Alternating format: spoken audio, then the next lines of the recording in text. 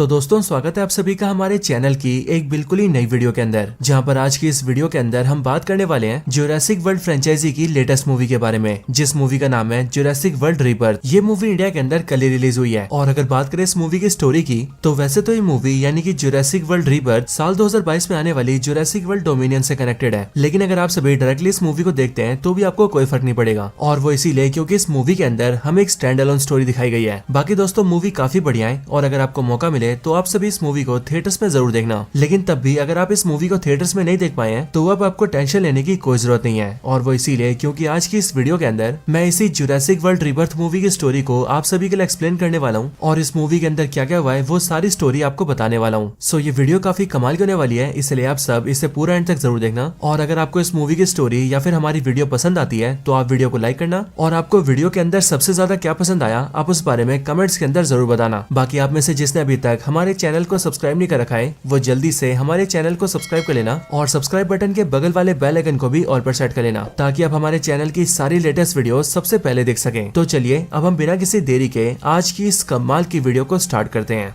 तो दोस्तों Jurassic world rebirth एक ऐसी मूवी है जिसके अंदर हमें एक ऐसी दुनिया दिखाई जाती है जिस दुनिया में ह्यूमंस और डायनासोर्स दोनों एक साथ रहते हैं। असल में जुरासिक वर्ल्ड रीबर्थ की जो स्टोरी है वो 2027 की है, यानी कि देखा जाए तो आज से 2 साल आगे की। लेकिन इसी मूवी की दुनिया में हमें पता लगता है कि आज से करोड़ों साल पहले जब दुनिया में डिस्ट्रक्शन मची, तब उस टाइम पर दुनिया भर के ज्यादातर डायनासोर्स मारे गए, लेकिन उन सब में कुछ जिंदा बच गए। पर उन सभी ने अपनी जान बचाने के लिए धरती के नीचे रहना स्टार्ट कर दिया, और फिर तब से लेकर अब तक डायनासोर्स बाहरी दुनिया के लिए विलुप्त रहे, लेकिन उनकी प्रजातियां धरती के नीचे फलती फूलती रही। लेकिन फिर आज से ठीक 32 साल पहले, यानी कि साल 2027 से 32 साल पहले, मतलब कि बिल्कुल साल 1995 के अंदर दुनिया में अचानक से एक बड़ा सा वोल्केनो फटा। लेकिन मानो उसी वोल्केनो ने डायनासोर्स के लिए बाहरी दुनिया का दरवाजा खोल दिया, क्योंकि फिर उन्हीं रास्तों के द्वारा डायनासोर्स बाहरी दुनिया में आने लगे, और फिर धीरे धीरे करके उन्होंने इंसानों के साथ रहना स्टार्ट कर दिया। लेकिन दोस्तों इस दुनिया का वातावरण इन डायनासोर्स के लिए अनुकूल नहीं था, और वो इसीलिए क्योंकि इस समय में ना तो करोड़ों साल पहले जैसी हवा थी और ना ही आज का तापमान डायनासोर्स के रहने लायक था, और फिर इसी कारण की वजह से डायनासोर्स धीरे धीरे करके मरने लगे। लेकिन तब भी दुनिया में एक जगह ऐसी थी जहाँ पर डायनासोर्स आराम से रहने लगे, और वो जगह थी पृथ्वी का इक्वेटर। अब दोस्तों ये जो इक्वेटर है ये एक इमेजिनरी लाइन है जो कि बेसिकली पूरी दुनिया को 2 भागों में बांटती है। लेकिन इस इक्वेटर लाइन के आसपास जितने भी समुद्री इलाके और जितने भी टापू थे उनमें से बहुत सारी जगह डायनासोर्स के रहने लायक थी, क्योंकि वहाँ पर डायनासोर्स के रहने लायक तापमान भी था और उनके लायक बहुत सारा ऑक्सीजन भी था। और फिर इसीलिए डायनासोर्स ने इक्वेटर के आसपास के समुद्री इलाके और टापुओं पर रहना शुरू कर दिया। लेकिन डायनासोर्स के कारण ये सारी जगह बहुत ही खतरनाक हो गई, और इसीलिए दुनिया भर की सरकारों ने इन जगहों पर बैन लगा दिया, और दुनिया भर के सारे आम इंसानों को वहाँ पर जाने से मना कर दिया। इसके साथ ही दुनिया भर में बहुत ही ऐसी गिनी चुनी कंपनीज थी जिन कंपनीज को वहाँ पर जाने की इजाजत दी गई, ताकि वो कंपनीज डायनासोर्स पर रिसर्च कर सके और दुनिया इस प्रजाति के बारे में और ज्यादा जान सके। सो अब दोस्तों इस मूवी की जो शुरुआत होती है वो होती है प्रेजेंट टाइम के 17 साल पहले से, यानी कि ठीक साल 2010 से। साल 2010 में हम ये देखते हैं कि दुनिया की एक काफी बड़ी कंपनी जिसका नाम इनजेन होता है, वो यही इक्वेटर के पास अटलांटिक ओशन के टापुओं पर डायनासोर्स पर रिसर्च कर रही होती है। और ऐसे एक टापू पर इनजेन कंपनी ने अपनी एक लेबोरेटरी भी बना रखी होती है, और इस लैब के अंदर बेसिकली इस कंपनी के सारे बड़े बड़े इंजीनियर्स और डॉक्टर्स मिलकर डायनासोर्स के म्यूटेशन पर काम कर रहे होते हैं। यानी कि ये लोग सारे डायनासोर्स के ब्लड को इकट्ठा करके उनके डीएनए में चेंजेस कर रहे होते हैं, ताकि वो लोग मौजूदा डायनासोर्स को म्यूटेट कर सके। और दोस्तों मूवी की शुरुआत में हम ये देखते हैं कि ये इंजन कंपनी अपने लैब के अंदर कई सारे डायनासोर्स को म्यूटेट भी कर चुकी होती है। लेकिन इस टाइम पर वो लोग एक टीरेक्स के म्यूटेशन पर काम कर रहे होते हैं। बट उनके इसी काम के दौरान हम ये देखते हैं कि एक एम्प्लॉय के छोटी सी लापरवाही की वजह से मशीन्स पे गड़बड़ी हो जाती है, और उनके म्यूटेशन का काम बीच में रुक जाता है। लेकिन अगले पल वो लोग जिस टीरेक्स पर काम कर रहे होते हैं वो जाग जाता है, और वो आजाद होकर पूरे लैब को तबाह करने लगता है। साथ ही साथ वो इस लैब के अंदर कई सारे लोगों को खा भी जाता है, और इस टीरेक्स को देखकर हमें पता लगता है कि ये काफी हद तक म्यूटेट हो चुका है, और इसलिए देखने में बहुत ही ज्यादा खतरनाक एंड साइज में काफी ज्यादा बड़ा हो चुका होता है। लेकिन ये हादसा होने की वजह से उस लैब के सारे एम्प्लॉइज वहाँ से भाग जाते हैं, और वो सभी उस लैब को और अपने म्यूटेशन वाले काम को वहीं पर छोड़ देते हैं, जिसके बाद कोई भी वहाँ पर मुड़कर वापस नहीं आता है। लेकिन अब इसके बाद सीन शिफ्ट होता है, और हम ये देखते हैं कि अब 17 साल बीत चुके हैं, और इसीलिए 2010 से सीधा समय आता है 2027 का,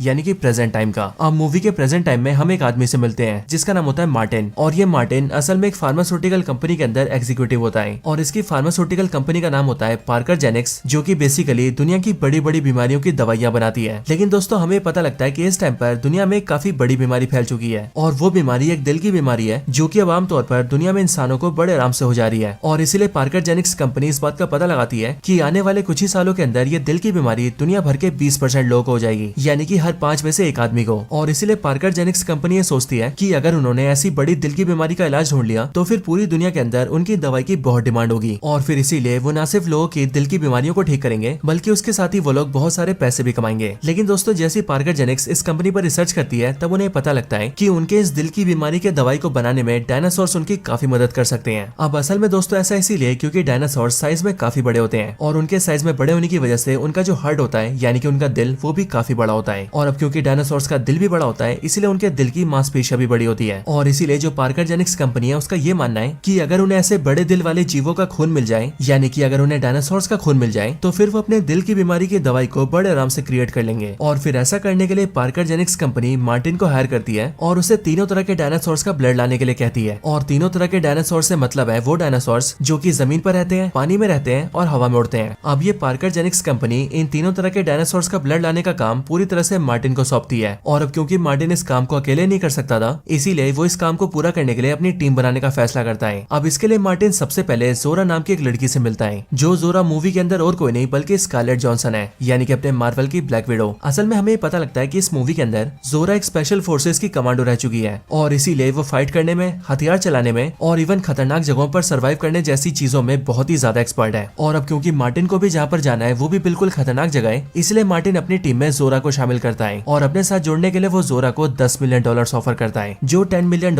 अपने इंडिया के 8-8.5 करोड़ रुपए होते हैं। अब इसके बाद ही मार्टिन जोरा को अपने मिशन की सारी चीजें बताता है, जिसके अंदर वो सबसे पहले जोरा को बताना स्टार्ट करता है कि वो जिस फार्मास्यूटिकल कंपनी के लिए काम करता है यानी कि पार्कर जेनिक्स, वो एक दिल की खतरनाक बीमारी के ऊपर काम कर रहे हैं, लेकिन दिल की उस बीमारी की दवाई को बनाने के लिए उन्हें 3 तरह के डायनासोर्स के ब्लड की जरूरत होगी। और ये 3 तरह के डायनासोर्स हैं हवा में उड़ने वाले, जमीन पर चलने वाले और पानी में तैरने वाले। लेकिन इन सबके साथ ही मार्टिन जोरा को ये भी बताता है कि उसका जो ये पूरा मिशन होगा वो पूरी तरह से अनऑफिशियल होगा, यानी कि पूरी तरह से एक सीक्रेट मिशन। और ऐसा इसीलिए क्योंकि कोई भी सरकार उन्हें इस मिशन को पूरा करने की इजाजत नहीं देगी। लेकिन इन सारी चीजों को जानने के बाद भी जोरा मार्टिन की टीम को ज्वाइन कर लेती है और उसके पैसों के ऑफर को देखकर उसकी मदद के लिए हाँ कर देती है। अब इसके बाद मार्टिन जोरा को लेकर तीसरे आदमी के पास जाता है, और इस तीसरे आदमी का नाम होता है डॉक्टर हेनरी। और ये डॉक्टर हेनरी पेशे से एक पैलियोंटोलॉजिस्ट होता है। आसान भाषा में कहे तो ऐसा बंदा जिसे डायनासोर्स की बहुत नॉलेज है, और डॉक्टर हेनरी के इसी नॉलेज की वजह से मार्टिन उसे टीम में शामिल करना चाहता है। अब आगे मार्टिन डॉक्टर हेनरी को भी सारी बात बताता है, जिसके बाद डॉक्टर हेनरी भी मार्टिन की टीम को ज्वाइन कर लेता है। लेकिन इसके साथ ही हमें ये भी पता लगता है कि डॉक्टर हेनरी को पैसों का लालच नहीं है, बल्कि असल में वो तो डायनासोर से बहुत प्यार करता है, और इसीलिए वो इस मिशन पर इसीलिए जा रहा है क्योंकि उसे डायनासोर्स को करीब से देखना है और उनके बारे में और ज्यादा जानना है। हालांकि जब यहाँ पर मार्टिन डॉक्टर हेनरी को अपना प्लान बताता है तब वो इस बात को मेंशन करता है कि उन्हें 3 तरह के डायनासोर्स का ब्लड चाहिए, यानी कि एयर, वाटर और लैंड, तीनों तरह के डायनासोर्स का ब्लड। लेकिन फिर इसके बाद ही मार्टिन डॉक्टर हेनरी के साथ मिलकर इस बात को भी जानता है कि उन्हें डायनासोर्स के जिन 3 प्रजातियों का ब्लड चाहिए उन तीनों स्पीशीज के नाम क्या है। हमें पता लगता है कि उन्हें पानी वाले जिस डायनासोर का ब्लड चाहिए उस डायनासोर का नाम है मोसासोरस। इसके अलावा उन्हें जमीन वाले जिस डायनासोर का ब्लड चाहिए उस वाले डायनासोर का नाम है टाइटानोसोरस, और आखिर में हवा वाले डायनासोर का नाम है क्वॉटज़लकोटलस। अब इन सारी चीजों को डिसाइड करने के बाद भी मार्टिन को टीम में और बंदे चाहिए, क्योंकि जाहिर सी बात है कि उनकी 3 बंदों की टीम इस काम के लिए काफी नहीं है। लेकिन फिर इसके लिए जो जोरा होती है वो मार्टिन को अपने पुराने दोस्तों से मिलवाती है, जहाँ पर हमें पता लगता है कि जोरा के ये दोनों दोस्त उसके साथ स्पेशल फोर्सेस में थे, और जोरा के इन दोनों दोस्तों का नाम होता है डंकन और बॉबी। और इन दोनों में जो बॉबी होता है वो हथियार चलाने में और लड़ाई करने में काफी एक्सपर्ट होता है, और साथ ही जो डंकन होता है उसके पास स्पेशल फोर्स की ट्रेनिंग के साथ साथ समुद्र में बोट चलाने की ट्रेनिंग और रास्ते को नेविगेट करने की ट्रेनिंग भी होती है। और अब इसीलिए डंकन और बॉबी के टीम में जुड़ने के साथ ही मार्टिन की टीम के अंदर टोटल 5 मेंबर्स ऐड हो जाते हैं, जो कि होते हैं मार्टिन, जोरा,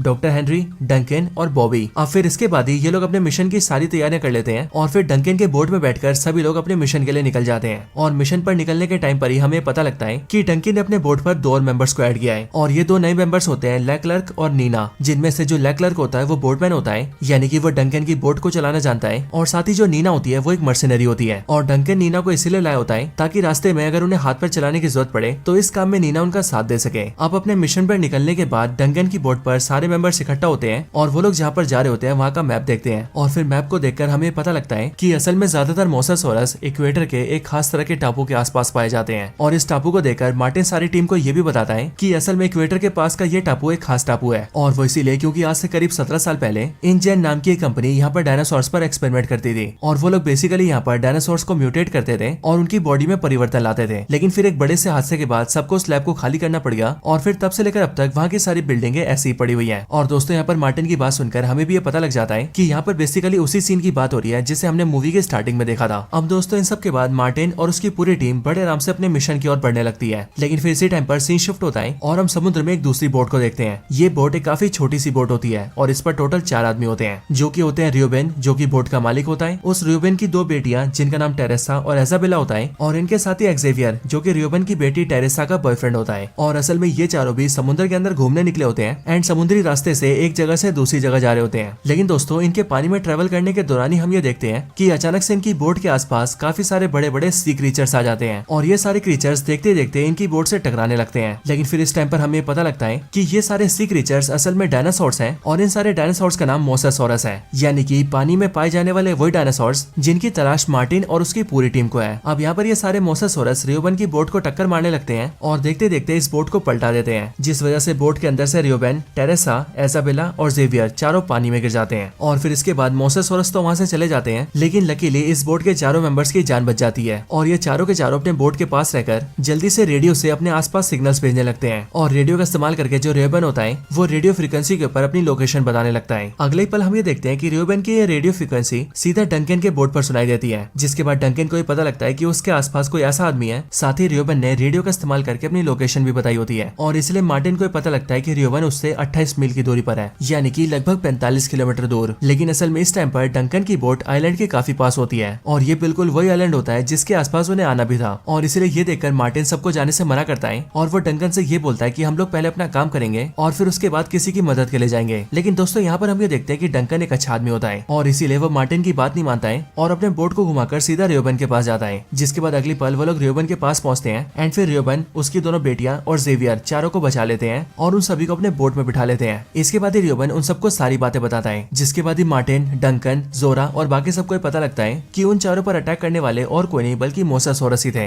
यानी कि वही पानी वाले डायनासोर्स जिनकी तलाश उन सबको भी है। हालांकि दोस्तों अगले पल हम ये देखते हैं कि पानी के अंदर काफी सारे मोसासोरस उनकी बोट से भी टकराने लगते हैं। लेकिन फिर ये देखकर टीम के सारे बंदे खुश हो जाते हैं और फिर वो जल्दी से अपनी बोट को मोसासोरस के और करीब लेकर आते हैं। अब असल में दोस्तों डायनासोर्स का ब्लड निकालने के लिए इन सब ने एक तरकीब लगाई होती है और ये तरकीब होती है डॉक्टर हेनरी की। एक्चुअली में डॉक्टर हेनरी के पास एक ऐसी गन और ऐसे कंटेनर्स होते हैं जो कि एक्चुअली में एक सुई की तरह काम करते हैं और इसीलिए जैसे इन छोटे छोटे सुई वाले कंटेनर्स को डायनासोर की बॉडी पर मारा जाएगा, वैसे इसकी सुई सीधा डायनासोर की बॉडी के अंदर घुसेगी। ये कंटेनर जल्दी से डायनासोर के ब्लड से भर जाएंगे। पूरी तरह से भरने के बाद ये कंटेनर सीधा हवा में उड़ जाएंगे और फिर हवा में जाने के बाद ही इनके अंदर से एक पैराशूट खुल जाएगा, जिसके बाद ये बड़े आराम से उड़ते उड़ते नीचे आ जाएंगे और नीचे आने पर जोरा, मार्टिन और उनकी पूरी टीम इन कंटेनर्स को कैच कर लेगी। अब दोस्तों अपने सामने मोसासोरस का देखकर जोरा जल्दी से उन पर उसी गन से फायर करती है, जिसके बाद गन के फायर होती है वो कंटेनर सीधा मोसासोरस की बॉडी में घुसता है। उसके अंदर जल्दी से ब्लड इकट्ठा होता है और फिर जोरा और उसकी टीम उस कंटेनर को हासिल भी कर लेते हैं और फिर इस तरह से उन्हें पहले डायनासोर का ब्लड सक्सेसफुली मिल जाता है। इसलिए ये चीज देखकर टीम के सारे बंदे बहुत ज्यादा खुश होते हैं। लेकिन दोस्तों इन सबके कुछ टाइम बाद ही हम ये देखते हैं कि अचानक से उनकी शिप पर दूसरे तरह के डायनासोर्स भी अटैक कर देते हैं और ये जो डायनासोर्स होते हैं ये भी पानी वाले डायनासोर्स होते हैं, लेकिन इनका नाम होता है स्पाइनोसोरस और ये लोग देखते ही देखते इनकी बोट पर अटैक कर देते हैं और बोट को टक्कर मारने लगते हैं। ये देखकर जोरा और डंकन का दोस्त बॉबी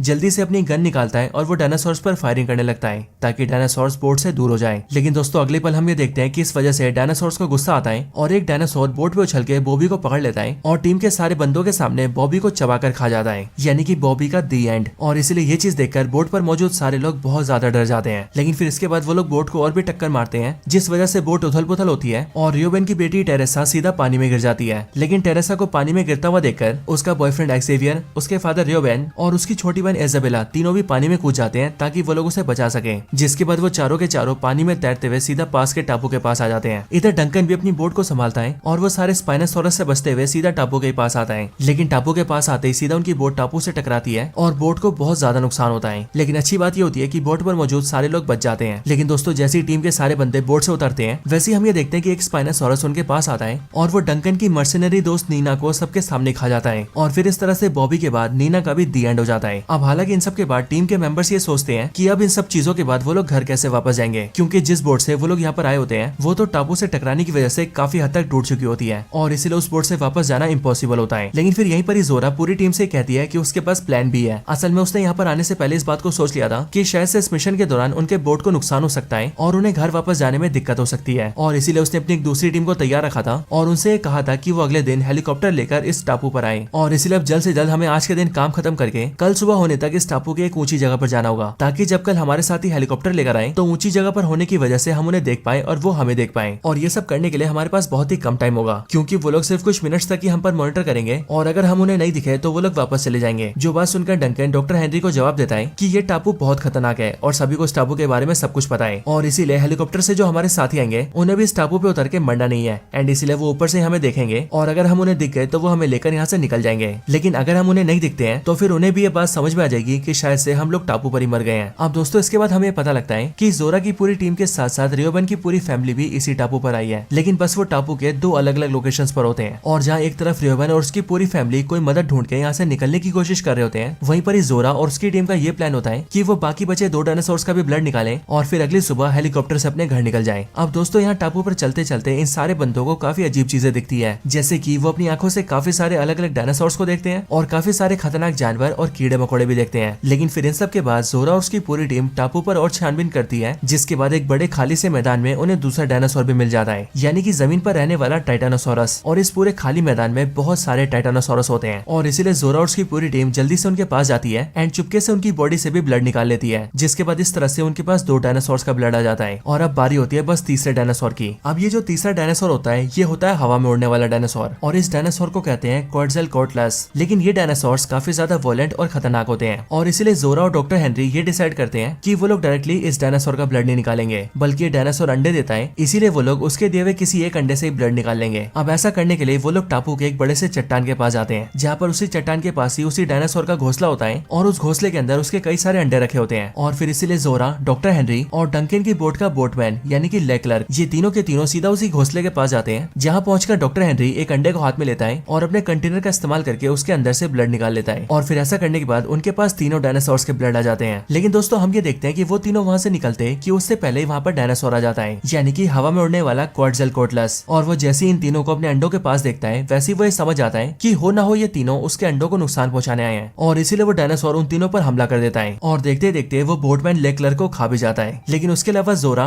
डंकन, मार्टिन और डॉक्टर हेनरी ये चारों किसी तरह से अपनी जान बचा लेते हैं और तीनों डायनासोर्स के ब्लड को लेकर टापू में आगे निकल जाते हैं। अब दोस्तों धीरे धीरे करके रात होने लगती है, लेकिन अंधेरा होने से पहले हम ये देखते हैं कि जोरा और उसकी पूरी टीम और रियोबन और उसकी पूरी फैमिली सीधा उसी लेबोरेटरी के पास पहुंच जाते हैं, जो लेबोरेटरी सालों पहले इंजन कंपनी द्वारा चलाई जाती थी। अब ये सब लोग इस लैब फैसिलिटी के अंदर इसीलिए आए होते हैं क्योंकि इन सबको ये जगह काफी सेफ लग रही होती है। लेकिन दोस्तों यहाँ आने के बाद ये लोग ये देखते हैं कि उनके ऊपर कई सारे डायनासोर्स अटैक कर देते हैं और ऐसा इसीलिए क्योंकि सालों पहले इसी लैब के अंदर बहुत सारे डायनासोर्स के म्यूटेशन पर काम किया गया था, जिस वजह से यहाँ के आसपास कई सारे डायनासोर्स हैं। लेकिन तब भी सभी लोग किसी तरह से डायनासोर्स से बचते रहते हैं। हालांकि इन सब के बीच ही मार्टिन अपना असली रंग दिखाता है और वो जैसे ही देखता है कि उसके पास अब तीनों डायनासोर्स का ब्लड आ चुका है, वैसे ही वो तीनों ब्लड्स वाले कंटेनर को अपने हाथ में ले लेता है और अपनी जेब से गन निकालकर सबके सामने तान देता है और सबको ये धमकी देता है कि अब अगर कोई उसके सामने आया तो वो उसे जान से मार देगा। लेकिन दोस्तों अब इन सब के बाद ही वहाँ पर एक और डायनासोर आता है जो कि साइज में बहुत ही ज्यादा बड़ा और खूंखार होता है और उसे देखकर हमें पता लगता है कि ये वाला डायनासोर और कोई नहीं बल्कि बिल्कुल वही वाला टीरेक्स है जिसे म्यूटेट किया गया था और इसी म्यूटेट होने वाले टीरेक्स ने सालों पहले इंजन कंपनी की लेबोरेटरी को तबाह किया था। एंड ये टीरेक्स जैसे यहाँ पर आता है वैसे वो सबसे पहले इन सब पर अटैक करता है और वो मार्टिन को पकड़ के खा जाता है। लेकिन उसी टाइम पर डायनासोर्स के ब्लड वाला जो डब्बा होता है वो वहीं पर गिर जाता है और इसीलिए जोरा उसे देकर उठा लेती है। हालांकि दोस्तों वहाँ पर उन सबको बचाने के लिए उनका हेलीकॉप्टर भी आता है, लेकिन हम ये देखते हैं कि वो टीरेक्स उस हेलीकॉप्टर को भी पकड़ लेता है और उसे चबा के डिस्ट्रॉय कर देता है, जिस वजह से हेलीकॉप्टर के अंदर के पायलट्स भी मारे जाते हैं। अब दोस्तों इन सभी को अपने आसपास एक शिप दिखती है जो शिप असल में इंजन कंपनी की होती है। लेकिन अब ये सब लोग डिसाइड करते हैं कि अब उन सभी को इसी शिप का इस्तेमाल करके यहाँ से बाहर निकलना होगा। लेकिन वो सब लोग जैसे ही शिप में बैठते हैं और वहाँ से निकलने लगते हैं वैसे ही टीरेक्स उन सबको देख लेता है और वो उन सबको खाने के लिए उनकी तरफ बढ़ता है। लेकिन इसी दौरान डंकन इस बात को नोटिस कर लेता है कि जहाँ से भी तेज रोशनी आती है ये टीरेक्स वहीं चला जाता है और फिर इसीलिए डंकन जल्दी से सबको शिप में बिठाता है और खुद एक फ्लेयर जला लेता है, जिस वजह से उस टीरेक्स का ध्यान डंकन पर जाता है और डंकन शिप से बहुत दूर भागने लगता है ताकि टीरेक्स उसके पीछे आए और उसके सारे साथी उस शिप का यानी कि बोट का इस्तेमाल करके वहाँ से निकल जाए। अब हालांकि जोरा उसे ऐसा करने से मना करती है, लेकिन डंकन उससे कहता है कि अब उसके पास और कोई चारा नहीं है और इसीलिए डंकन को सबकी जान बचाने के लिए ऐसा करना ही पड़ेगा। अब डंकन जल्दी से सबको निकलने के लिए कहता है, जिसके बाद वो लोग जल्दी से बोट स्टार्ट करते हैं और पानी के जरिए उस टापू से निकलने लगते हैं। और इधर दूसरी तरफ डंकन टीरेक्स को अपनी तरफ भगाने लगता है और पानी में तैरते हुए टीरेक्स को और दूर लाने लगता है। इसके बाद अचानक से फ्लेयर की लाइट बुझ जाती है, जिसे देखकर जोरा को ऐसा लगता है कि शायद से अब डंकन मारा जा चुका है और टीरेक्स ने उसे खा लिया है। इसके बाद टीरेक्स भी वहाँ से चलकर टापू की तरफ चला जाता है। लेकिन फिर टीरेक्स के जाने के कुछ टाइम बाद ही हम ये देखते हैं कि डंकन जहाँ पर होता है वहाँ पर एक और फ्लेयर जलती है और इसलिए वो देखकर जोरा ये समझ जाती है कि हो ना हो डंकन अभी भी जिंदा है और इसीलिए वो जल्दी से बोट को लेकर डंकन के पास जाती है और वो ये देखती है कि डंकन बिल्कुल सही सलामत है, क्योंकि डंकन टीरेक्स को चकमा देने में कामयाब हो गया था। और फिर इसीलिए वो लोग जल्दी से डंकन को भी बोट में बिठाते हैं और अपने सारे साथियों को साथ लेकर एंड तीनों तरह के डायनासोर्स के ब्लड को लेकर उस टापू से निकल जाते हैं। लेकिन रास्ते में जाते टाइम डॉक्टर हेनरी जोरा से कहता है कि इस सारे डायनासोर के ब्लड को मार्टिन एक ही कंपनी को देना चाहता था, लेकिन ऐसा करना बिल्कुल भी ठीक नहीं है। और वो इसीलिए क्योंकि अगर ये ब्लड किसी एक ही कंपनी को मिला तो वो कंपनी दवाई बनाने में कामयाब हो जाएगी और फिर वो दवाइयों को बहुत ही महंगे रेट पर बेचेंगी, जिस वजह से वो दवाइयां सब तक नहीं पहुंच पाएंगी और सिर्फ एक अकेली कंपनी मुनाफा कमाती रहेगी। और फिर इसके लिए डॉक्टर हेनरी और जोरा दोनों मिलकर ये डिसाइड करते हैं कि अब वो लोग इस ब्लड को थोड़ा थोड़ा करके काफी सारी कंपनीज में बांट देंगे ताकि सारी कंपनीज दवाई बना ले, जिसके बाद सभी को दवाई मिल सके। और फिर दोस्तों इसके साथ ही ये पूरी मूवी खत्म हो जाती है।